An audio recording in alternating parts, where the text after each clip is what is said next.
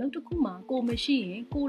ရဲ့လုပ်ငန်းကရပ်တန့်သွားမှာလားပေါ့နော်ဒါမှမဟုတ်ဝန်ထမ်းတစ်ယောက်အလုပ်ထွက်သွားတိုင်းအလုပ်တွေရှုပ်ထွေးကြံရစ်ခဲ့နေတာပေါ့အဲ့တော့အောင်မြင်တဲ့လုပ်ငန်းရှင်တွေကအလုပ်တစ်ခုကိုလူတဦးချင်းစီရဲ့အရေးချင်းပေါ်မှာပဲပုံမချလိုက်ပဲနဲ့ခိုင်မာတဲ့စနစ်ပေါ့နော် system တစ်ခုအဖြစ်တည်ဆောက်ကြရတယ်ပေါ့အဲ့တော့လူကမှားတတ်ပေမဲ့စနစ်ကတော့မမှားပါဘူးအဲ့တော့ဒီနေ့မှာတော့လူကြီးမင်းတို့လုပ်ငန်းကိုအလုပ်အဖြစ်ကနေစနစ်အဖြစ်ပြောင်းလဲမြင်တက်စေမဲ့အဓိကအဆင့်၃ဆင့်ကိုမျှဝေပေးသွားပါမယ်အဲ့တော့နံပါတ်1ကတော့ဒါလုပ်ငန်းစဉ်တွေကိုပေါ့နော်မှတ်တမ်းတင်ထားရမယ်ပေါ့ပြောချင်တာတော့ SOP တွေချမှတ်ရမယ်ပေါ့အဲ့တော့စနစ်တစ်ခုရဲ့အသက်ကမှတ်တမ်းတင်ထားတဲ့လုပ်ထုံးလုပ်နည်းတွေဖြစ်တယ်ပေါ့နော်အဲ့တော့နေ့စဉ်လုပ်နေတဲ့အလုပ်တွေကိုခေါင်းထဲမှာပဲမှတ်မထားဘဲနဲ့စာနဲ့ဖြစ်စေ checklist နဲ့ဖြစ်စေတေချာချရေးပေါ့နော်ဥပမာ customer ဖုန်းဆက်လာရင်ဘယ်လိုပြန်ဖြေမလဲအစ report ကိုဘယ်လိုစစ်ဆေးမလဲအဆုံးထိပေါ့နော်အစင်းစင်ရေးသားထားရမယ်ပေါ့နော်ဒါကို SOP လို့ခေါ်တယ်ပေါ့အဲ့တော့ SOP ရှိခြင်းကဝန်ထမ်းအသစ်ရောက်လာရင်တော့ကိုယ်တိုင်လိုက်တင်ပေးနေကြမလို့ပဲနဲ့အလုပ်ကပုံမှန်တိုင်းလဲပတ်နေစေတယ်ပေါ့နော်အဲ့တော့နံပါတ်2က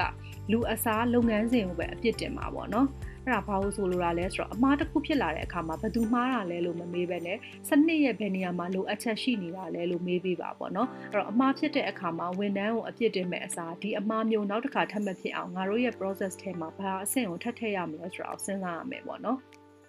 အဲ့တော့ဒီ mindset ကဝန်ထမ်းတွေကိုအမှားဝင်ခံဖို့မကြောက်စေသလို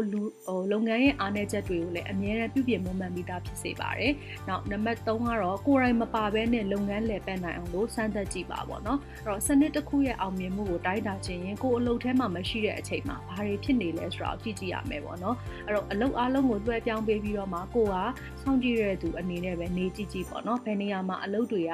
ရပ်တန့်နေလဲဆိုတာကိုရှာဖွေပြီးအဲ့ဒီနေရာမှာစနစ်တစ်ခုဒါမှမဟုတ်လို့ရှင်လည်းနည်းပညာတစ်ခုထည့်သွင်းပြီးတော့ဖြည့်ရှင်းကြည့်ပေါ့နော်။ဒါမှသာကိုလုပ်ငန်းကကိုယ့်အပေါ်မှာမိခိုနေကြမလို့ပဲနဲ့အလိုအလျောက်ကြီးထွားလာနိုင်မှာဖြစ်ပါတယ်အဲ့တော့အလုပ်တွေကိုလူတစ်ယောက်ချင်းစီကလိုက်လုပ်နေတာဟာအလုပ် job တစ်ခုပဲဖြစ်ပါတယ်အလုပ်တွေကသူ့အလိုလိုလဲပတ်နေတာကမှဒါ business တစ်ခုဖြစ်တယ်ပေါ့နော်အဲ့တော့ကိုယ့်ရဲ့လုပ်ငန်းအတွက် SOP တွေရေးဆွဲဖို့နဲ့ process driven culture တစ်ခုတည်ဆောက်ဖို့အတွက်ဆိုလို့ရှိရင်ကျမတို့ Panelli Business Services ကိုဆက်သွယ်မေးမြန်းနိုင်ပါတယ်